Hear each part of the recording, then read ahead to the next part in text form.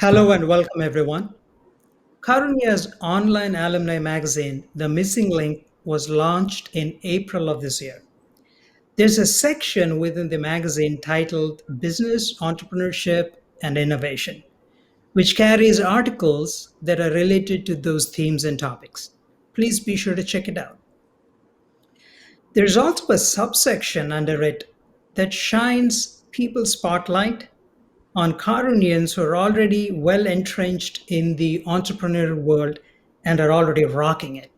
We have two such luminaries, fortunately, very fortunately, to have gotten their time today on our third issue of The Missing Link, which, by the way, happens to be our very first one in this video format.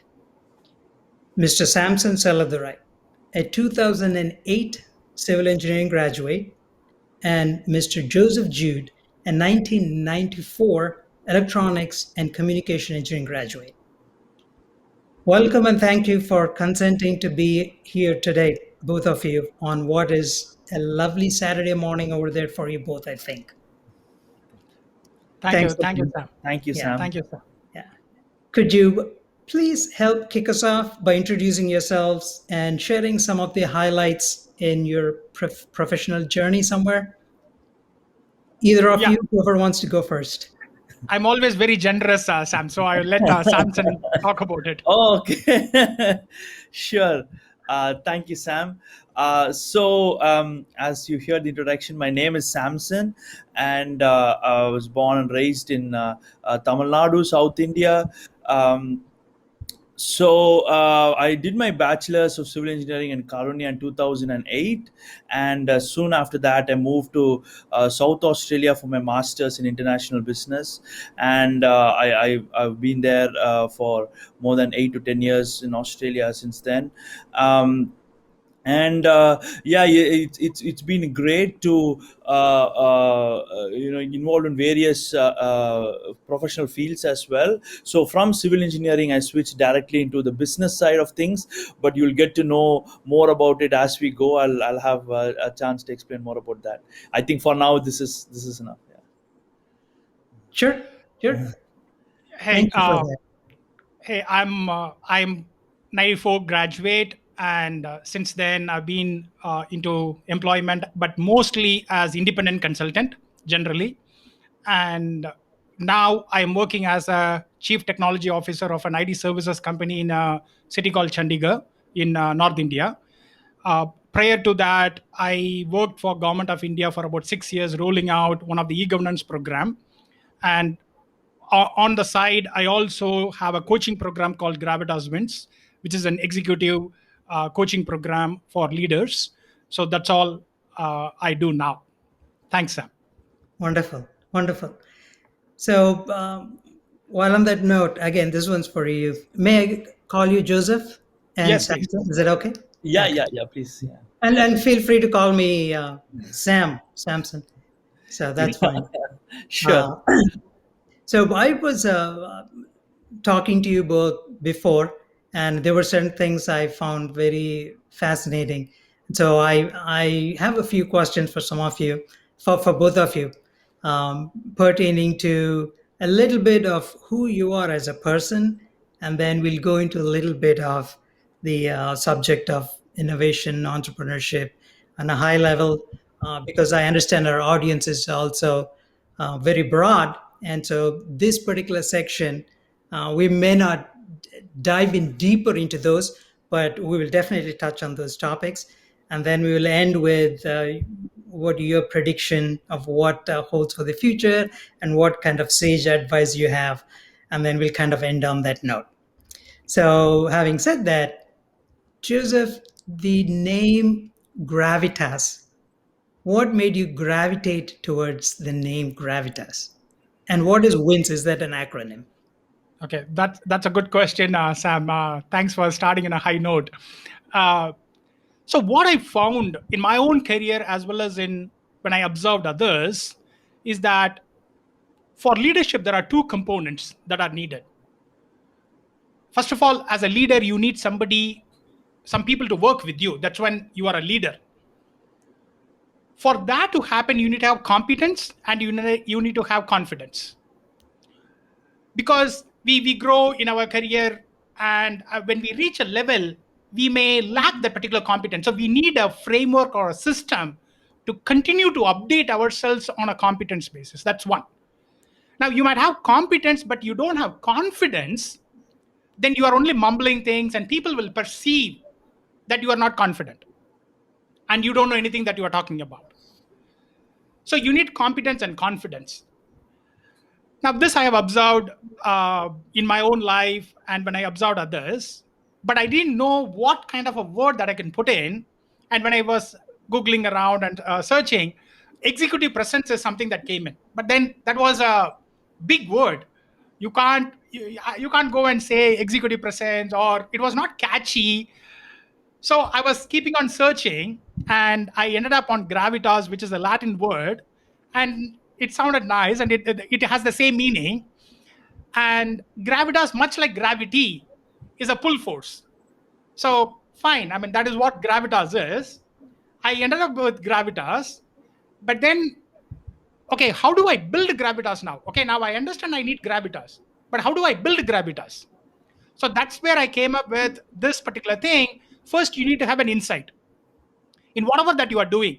You could be in pharma, you could be in civil engineering, you could be in a startup, enterprise, wherever you are. Why should I listen to you? Why should I do business with you? You need to have that kind of an insight that separates you from rest of the crowd. And it is not just the price. It is you have certain insight that you have. Say, for example, Bill Gates wanted to say, we can put a laptop on everybody's desk. Steve Jobs' idea was the one that differentiated him was it is the design is how people use the system and not anything else, and so on and so forth. So, what is that insight that separates you? When you share that with people, then you gain their esteem and respect, and they come into your network. Hmm. And then when you have large enough network, diverse network, that will convert as a wealth. So that is insight, network, and wealth, and it becomes a flywheel, because you with wealth you do more things, you gain more insights, share with network, your network increases, and so on and so forth. And this, I mean, MBA programs teaches, leadership programs teaches, all of those kinds of stuff. But we also know if we only do this, uh, you are not going to sustain for a very long time. Hmm. This is to run on an axle called self control. So that is how I came up with wealth, insights, network, and self control. Gravitas wins, and it sounded catchy. Yeah. Why not? I mean, so the title itself became a marketing message for me. I said Yeah. I will grab. Nice. Very, very nice. The same thing, I found something very fascinating with the name of your company, Samson.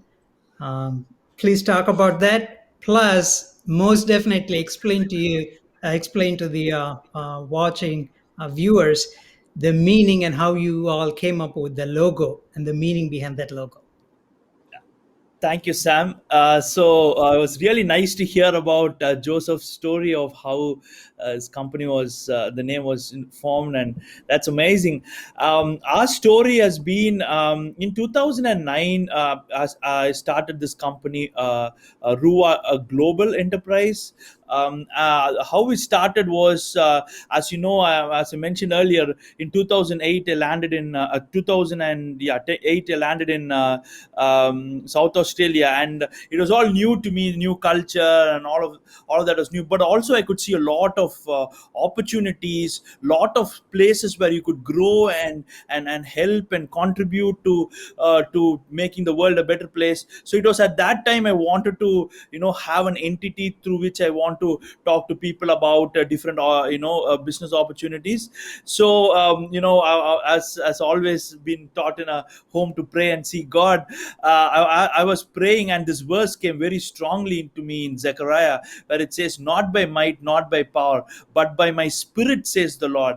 So, I mean, I've read those words 1,000 times, but that day, that moment, it suddenly came alive to me. So, that word spirit, it means ruah, Rua in Hebrew. So that's how the name Rua, the company name Rua was born in that day. So that's the background of the name. And if you could see the logo, you would see a lot of like a dot, lines around Draw the. this up here for the Yeah, audience. you'll see a lot of circles, dots, and lines. So it may look like what's it all about, but basically, if you look at it, what we're trying to do is on the inside you see like a Wi-Fi symbol, but on the outside is it's basically a method of communication, and it's basically translating the old to the new, from the old form of communications, we want to bring into the latest form of communication, which is the Wi-Fi technology, or the latest one. So that's the meaning behind the logo. So the old one is the Morse code, where how it was communicated before, and the words around is exactly the word for RUAH. So for R, the Morse code is a particular way, and for U and then A and H. So that's what you see on the outside is the Morse code, and the inside is the latest, fastest communication way. So we want to translate people from the old into the new, whether it's business ideas, strategies, way of life. We want to bring them to the new. So that's the meaning behind the logo, and the story behind our name of the company. Two great stories and two great ancient languages, Latin and Hebrew. And you talked about being in Australia. And I know right now, Joseph, I think you are in Chandigarh, North India. Yes.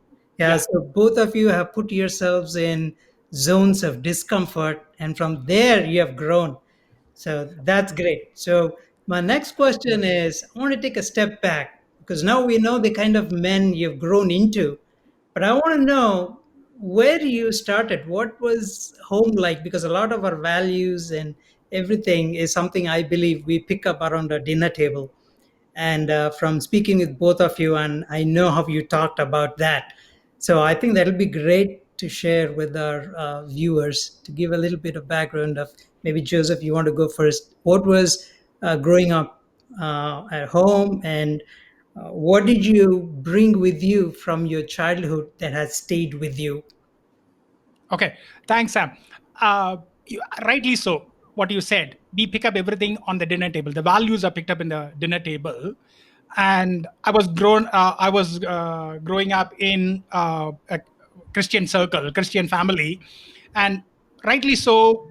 Whatever that I have now. So as I was speaking to earlier, also, I wake up even now about 5 o'clock any day, and whether it is public holidays, Sundays, whatever it is, I wake up at 5 o'clock, and my wife absolutely hate it, but I do that. That I picked up from my dad.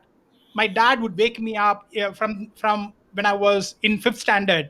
He would wake me up. He would say he would imbibe the importance of hard work. So that's what has stayed with me.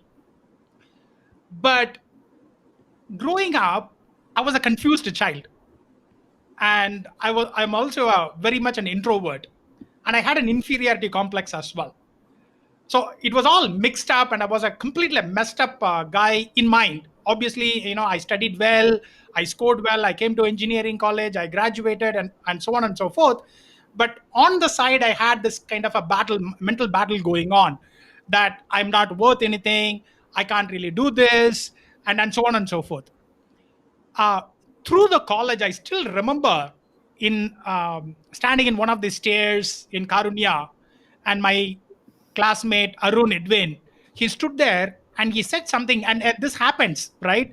Somebody tells you something on a very passing by, not really very serious and everything, and that changes your life. That's what happened then. And he and I were prayer cell mates as well. We used to go to prayer cell in Karunya. And he said, Joseph, you are inferior to none and you are superior to none. Remember that. That somehow etched into me.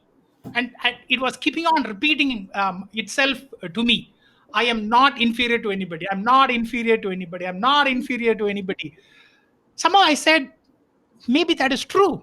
I'm not inferior to anybody. I don't have to feel inferior to anybody. So that was the point of transformation. Of course, I'm not superior to anybody as well. But at that time, I wasn't feeling superior to anybody. So it didn't have to matter. So that stayed with me, and that kickstarted the transformation process. And And that's how, like, I mean, I have rediscovered myself.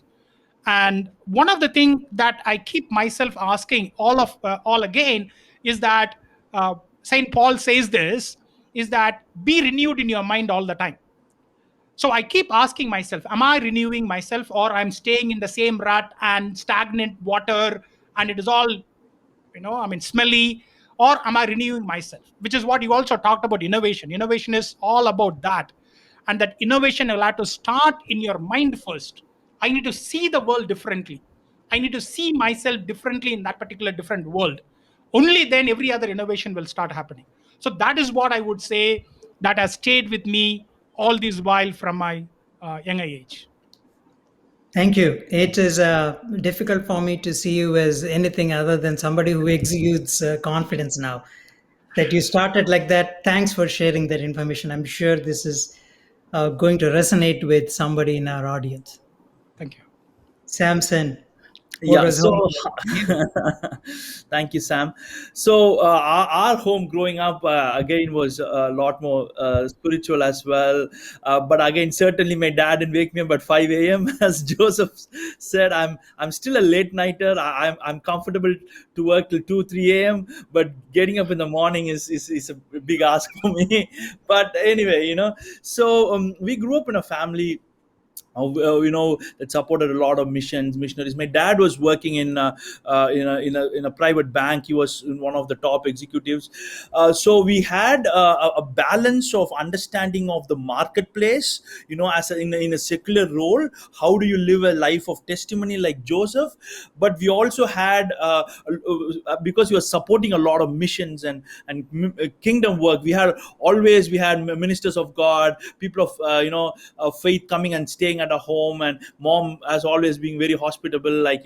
There's always that balance of both sides. So growing up, that really caught into us to understand that as God's children, we have to give our best, be the brightest minds in the marketplace, but also be a testimony for God. So that was a big thing. And I'm also one of the a twin. I have a twin brother who looks exactly like me. If you meet him somewhere, you'll get confused.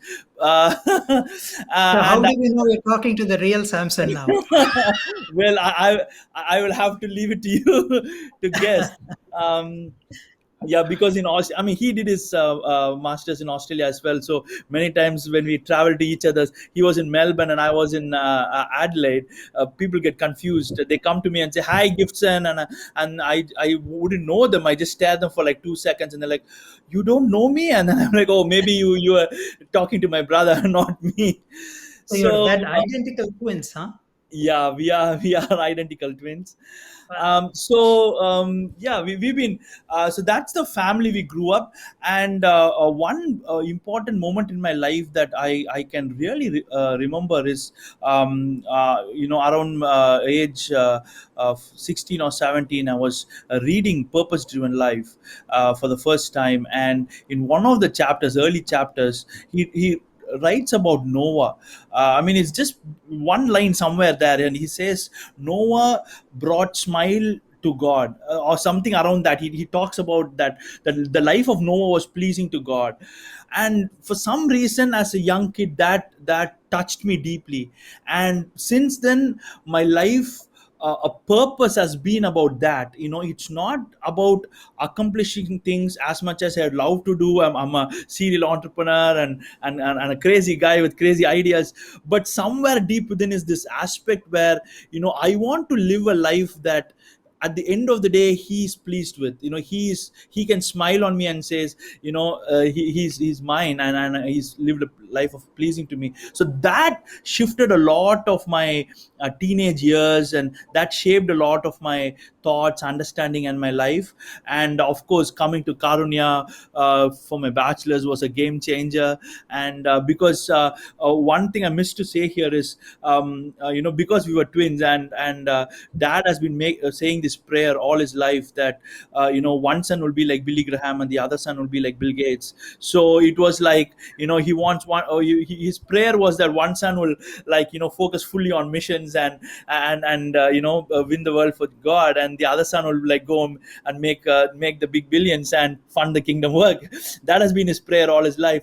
And I always say that God answered like both of his prayers by giving bonus to both of us, because now both of us are involved in a lot of kingdom work, and we are involved in technology, as you will as I'll share more about what we do from a tech point of view. So we've been really, really blessed with a great childhood and great family and great home, and I'm really grateful to God for that. Yeah. That's a great story. It's surprising he didn't name you as the two Bills. Maybe he got to know them only after we were born. And something I would like to share with the viewers is, by the way, Samson is a new dad for the second time with just a 1 month old daughter. Is that Yeah, right, son? yeah. Just over a month, we've been Yeah. blessed with second baby girl, Caitlin. Yeah, Congratulations. thank you. Yeah. So Congrats, Sam. yeah. Thank you, Joe. So we were talking about entrepreneurship and innovation. You've been dropping all these buzzwords, but they're not just buzzwords anymore. There is This is starting to come alive, especially in these times of pandemic.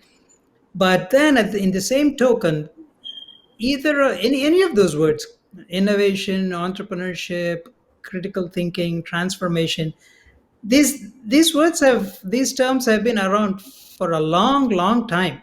They're not new in any way.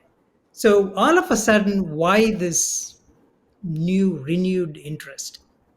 You want to take it first, Joseph? Yeah.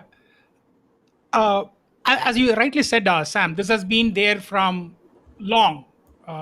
When the first hunter-gatherer man, he picked up and saw he could strike two stones and then bring fire. Uh, that was new. I mean, that was the tools, and Yeah. he was able to do something, right? So it has been there from that time. So it is nothing new. But I think the acceleration of the technology and the wild spreading of ideas.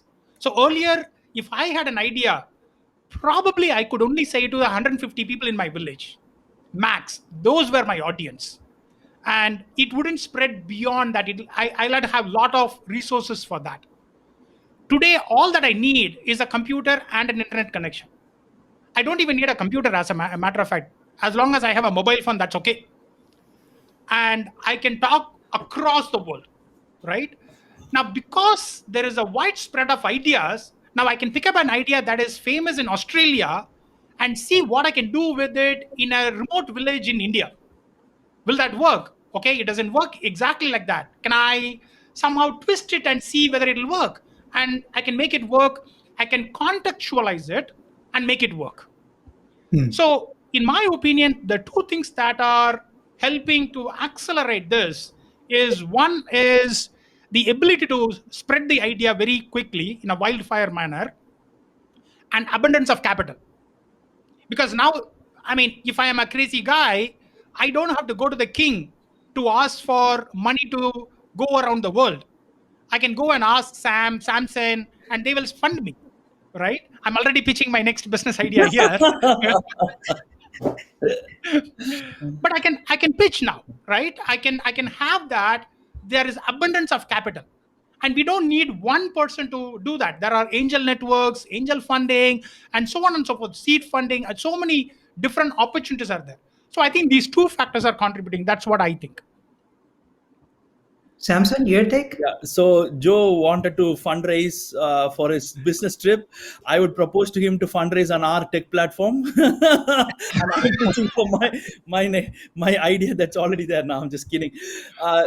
Yeah. So you're right. I mean, these things have. And you're not off base here either, Samson. That's part of the goal. I think the alumni, we're all networking and building Yes. Yeah. Yeah. and Exactly. educating each step. Cover. Yeah, these are all tech terms, like, which has been there for ages. But as we say, there's nothing new under the sun. What we are seeing now is, there is from being in our own silos, we are becoming more and more global, and we are talking more and more the global language now.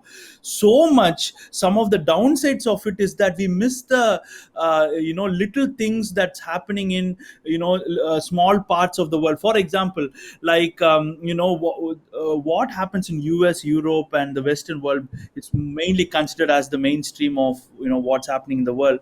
But we miss innovations and entrepreneurship and thoughts that happen in places like Africa, for example, or Latin America, for example. So I feel that the world is through internet and technology taking a different form.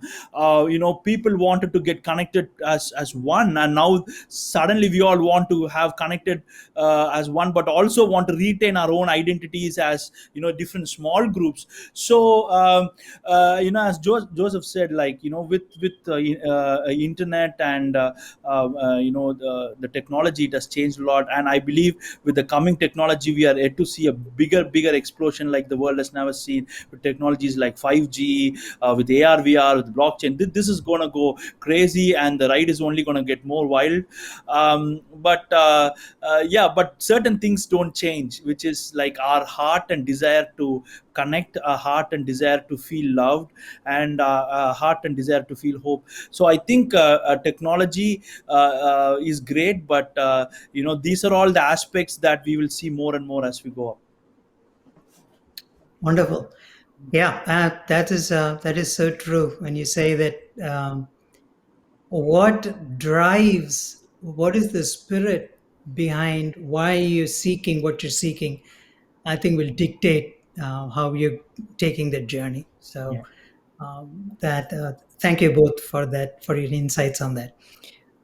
Since I was looking at some of these articles about around um, innovation, entrepreneurship, and you rightly mentioned there, Samson, about how we use Europe and the United States as the beacons, and they are the leaders, and we follow, and how there are other areas such as Africa and Latin America, or for that matter, even India, Yeah. right? So much of action is happening right now in India. We've risen up in the GDP, and we've beaten some of these countries, now UK, Japan, France, Germany.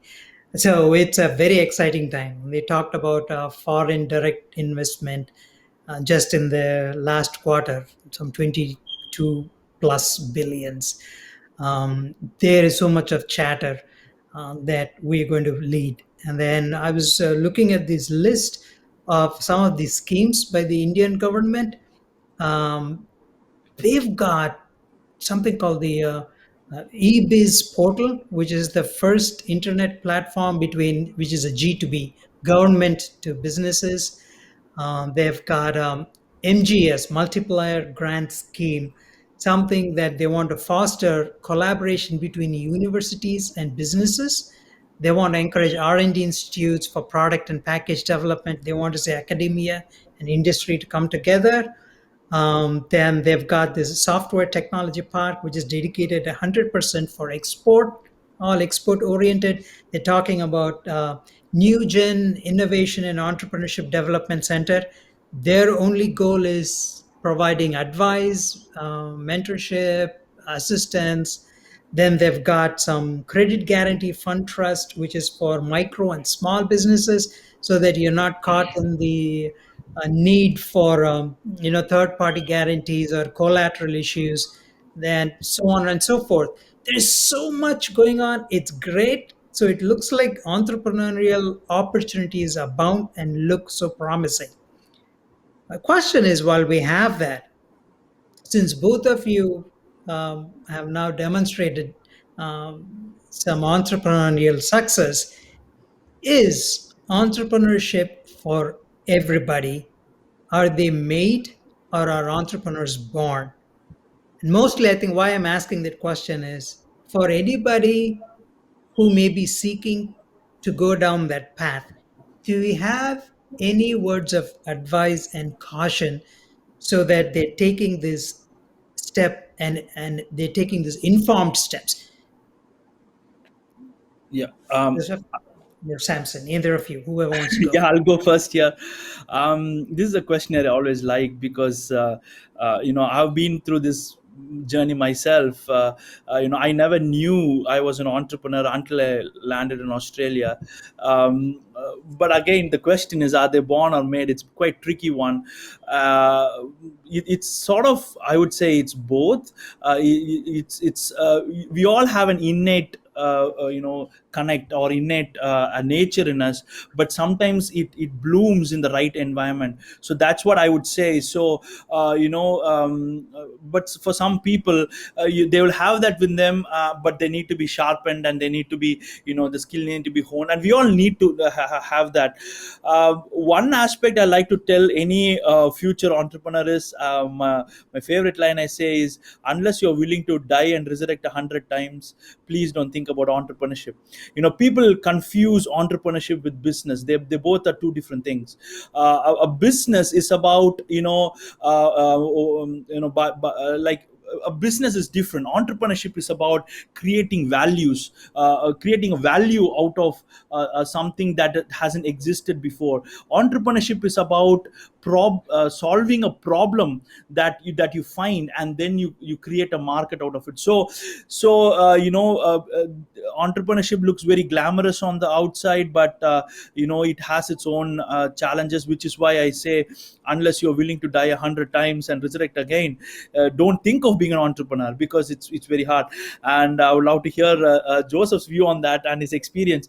Personally, for me, I've had a lot of great wins, but equally I've had my share of challenges, down moments. One day you feel like you're climbing on, and you're on top of the hill, and the next day you're down in the valleys, wondering, are you even worth it, worth for doing what you're doing? So you have these moments, but until a time, so it doesn't happen all the time, but until a time where you are settling in, you have those moments, because entrepreneur by definition himself itself is someone who's pioneering uncharted waters. That's what I said, a difference between a businessman and an entrepreneur. You take two mangoes and you sell, or you buy for 10 rupees and you sell for 12 rupees. That's great business idea. It's a great businessman, congrats, well done. But entrepreneurship is different. You buy the same two mangoes and you make a mango milkshake, and you try to create more value. You try to see, okay, there's something that has not been done here, like, can I make a mango pudding or something, and then you create value and you sell it. So it's a different, I mean, I explained very simplistic, very in a simplified way, but it's different. So but one thing we need right now in this entrepreneurship ecosystem is, we need a place where people can give their ideas and not be afraid to fail. So entrepreneurship, in some places, the failure is talked as a bad word, especially in a culture like India. Your parents are like, no, just find a job and work there. We can't see you fail, we can't see you go through the cycles of our highs and lows. And no, you don't get that support. So I would say, for someone considering the path, find a very good mentor, find someone who's been there, done that, had all his mistakes, and still surviving and doing better, and go with them and learn. And then be on your way. It's better that at the end of the day you feel you've given your best, and you failed or succeeded is secondary, rather than having a regret that, oh, I wish I had tried it. So yeah. Thank you, Wonderful. Samson. Yeah. See Yeah, that. that was a good one. I mean, I don't think I can add anything much to what Samson said. I wanted to say But, something to him, though, Joseph. When he was giving that we, analogy of the mangoes, mangoes. this is the one that shows the generational difference. When he said, you take that to make something, all I could think of was a mango pickle. So there you go. That's why, yeah, you're an entrepreneur, and also the difference with the generations. That's all I could think can come out of a mango. I had to Very say good, that. very good. Sorry, Joseph. Yes. So, Sam and Samson, the way I think about it, there are two things. One is entrepreneurial spirit. Another is entrepreneurship. uh, Entrepreneurial spirit you can have anywhere. You can be in government. I've been in government of India. I worked for there as a consultant for 6 years. I've met lot of government officers in that government setup where you say it actually kills all of the innovation and thinking differently Mm. spirit. But there I have observed offices having entrepreneurial spirit. And you talked about ebis. I was associated with that in some form. A concept like ebis, and I was involved in MCA 21, which was another e-governance program. That cannot happen in government of India if officers did not have that entrepreneurial spirit. We can do something different, we can create a value, right? So that is entrepreneurial spirit. You can have that in company, you can have that in families, and so on and so forth. And I'm going to give a different example to what Samson said. So in college, when I was in fourth year, we came to Delhi, and we came to Palika Bazaar, and we bought some, I bought some pens and everything. My dad is always this kind of, can I make something, some business? Even though he was a teacher, he was always looking for something. Okay. So I went and said, "Bah, this is, probably like 2 rupees or whatsoever." So he immediately said, "You know what? This sells for 5 rupees here. So we should go to Delhi, buy all of the pens, and come and sell here." But that's entrepreneurial spirit. But he did not have ecosystem to support him to become an entrepreneur. So that entrepreneurship needs a push, a ecosystem, a support ecosystem, and some kind of a people who will trust you, a mentor who will say, "Yeah, you can do that better. I mean, you are making this mistake," and so on and so forth. So, as a question, are entrepreneurs born or made? I think probably that's not the right question to ask. Uh, Given enough support, will you become an entrepreneur? Some will say yes, some will say no.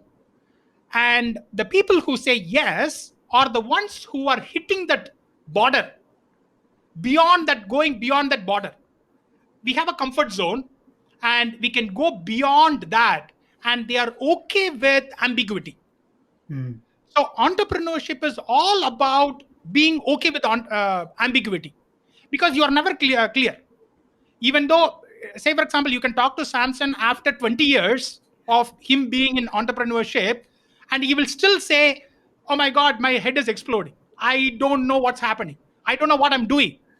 But we will all look at him and say he's a successful, I mean, he's a billionaire, but he will still say, "I don't know what I'm doing," because he will be always in a place which is far beyond the comfort zone of so many people, Right. and he'll be exploring newer things. So in his mind, everything is ambiguous, it is chaotic.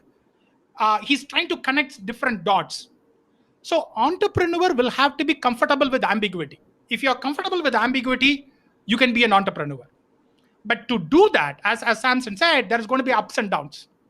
You need to have an ecosystem which will support you. It could be emotional one, like Hmm. your family or friends, or people who will support you. It's okay.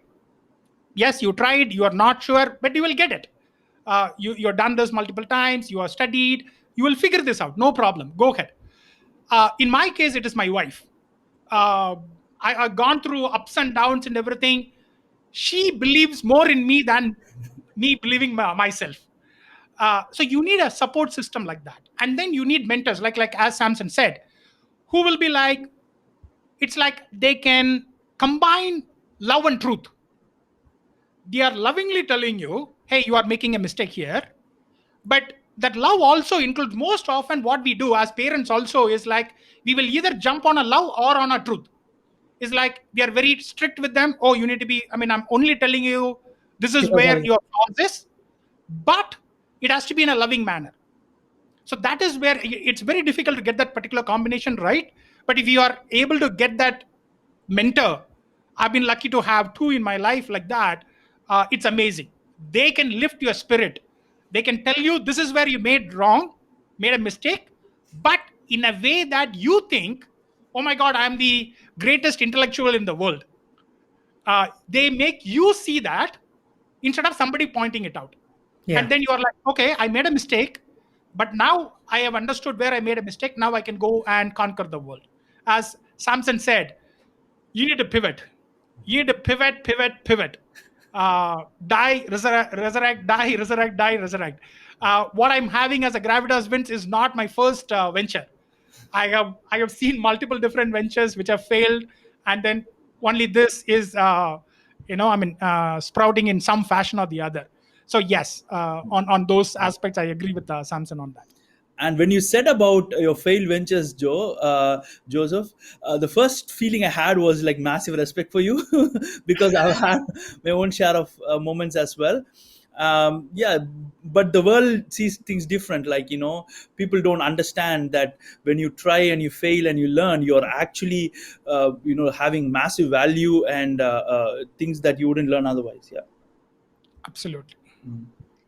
So both of you, from what you've talked about, we're talking about uncertainty, we're talking about grit, resilience, we're talking about support system, ability to deal with ambiguity, and that undying fire. You guys seem Mm, to have a fire that will not go away or die. So that's great. So you both earned so much respect from me today thank you. Thank you for so what you much. do. Yeah, it truly is, and this is why, I mean, you guys are on here, and I'm sure this thing is. I'm hoping it's spilling off the screen to some of the other individuals who are battling with this and trying to figure it out. So we'll pass that on. And on that same token, since you both talked about mentorship, um, a lot. So, and you have mentioned that here there's a significance for it. You've also mentioned it on your LinkedIn. There's a separate post there, Samson, about mentorship, and you've owed that. And then you told me a story after which my respect for you kicked up a couple of notches, Joseph, where you said your mentor told you directly that you are not CEO material, and then you are willing to share that. Not many people are able to be that emotionally honest with themselves, let alone sharing that openly and being comfortable with themselves. That's where I think what you put to practice, that what your friend told early on, you are not inferior to anybody or superior to anybody. I think that's a good manifestation of that, where you say, this label does not define me. uh, Mm, so, would you mind talking about that? Because a lot of people, I think, get mixed up with that. And the other confusion that people get mixed up, Samson's, where they said between business and entrepreneurship. mm. So that was a good distinction for people who are getting mixed up. So you tell us that story about the from your mentorship, and then you can share your about your mentorship, Samson, next. Okay. Thanks, Sam. So after I worked for 6 years in Government of India, I got bored. And one of my mentor and friend, he said, "Why don't we start a startup?" And we started a startup. He was the investor, and I was the CEO, and I ran that particular venture. And it was in cybersecurity. I still believe in that particular idea, but as 80% of the startups fail, mine also failed. And I'm going to take a step back, tie up one of the point that you had mentioned earlier about the innovation and entrepreneurship. And I would encourage everybody to try this in their lifetime. As Samson said, this is one question, like, I asked myself when this idea came in, is that when I'm 80, would I regret not doing this, or would I regret doing this? And the answer was very easy. I would regret not attempting something, which is a framework Jeff Bezos also applies. So I said, let me try it out. The worst thing that's going to happen is I will lose something, right? So my mom used to say this all the time, is that because both of you understand Tamil, and I will translate this for the audience as well. Malaya Maira Pudichi Ilu. Vanda Mala Pona Mairu is what my mom used to say. Uh, try bringing the mountain with your hair, and if you get it, it is a mountain. If you lose it, it's a hair. And now you know why I am all bald. You've been moving mountains. That's all I can say. I have tried pulling so many mountains and I have got nothing. But so the point that I'm trying to tell you is, the way I looked at when this particular opportunity came in, the way that I looked at it is, I would dedicate about 25 lakhs for this venture. Why 25 lakhs? At that time, ISB The course was 25 lakhs. MBA course was 25 lakhs. I'll do this for 2 years. So I had an exit criteria kind of a thing. I will have 2 years. Within this 2 years, if I'm able to have one paid customer, I will find a means to continue this venture. Otherwise, I will quit. And so what happened was 25 lakhs I invested in this. That was all my life saving at that particular point in time. I invested in this and I compared it to the ISB MBA course. Believe me, I gained a lot more doing practical things because I had to learn sales, I had to learn networking, I had to learn marketing, I had to learn operations, I had to learn supply management, all of those things. Right. All within that 2 years, very practically, I had to learn on my own with help of all the others as well, right? So what I would say is think it in that particular direction. Start something, put a gap, kind of a this is the boundary, 2 years, whatever that amount that you can put in. And if these things happen, I'm going to continue. Otherwise, I'm not going to continue. I'm going to stop and look for a job. Most of the viewers are all going to be engineers, Karunya alumni, engineers, MBAs, and everybody, right? You have an education. Max, you will lose 2 years. Then you will find something and then you will move on, right? Now, coming back to the story that you asked. So the venture went bad. I was sad and I was talking to my mentor and we took a walk. And I do that with the mentor most often. And we took a walk. We talked about everything and why it failed. And we talked about how the government policies are wrong and so on and so forth. Everything we talked. Finally, I asked, okay, Sastri, now tell me, analyze me and tell me where did I go wrong? And he took a pause and he said, and I told you, right, love and truth, and I'm happy to have such mentors. He said, Joseph, I observed you very, very closely for 2 years. One thing that I know is you are not a CEO material. You are not the one who can be on the driver's seat, and you are not that. Of course, when I heard it for the first time, it hurt me, and it comes from somebody whom I respect, so it hurt me. Right. But next one, what he said was, but you can be the best of the best, second in command. You can be the helper, you can be the guide, the one who supports the driver, one who supports the CEO. You can be the best. That was an eye-opening thing for me. And I said, okay, I'm going to take that. And again, obviously, it didn't happen immediately. It hurt me. I came back home. I was cursing that guy. This guy is wrong.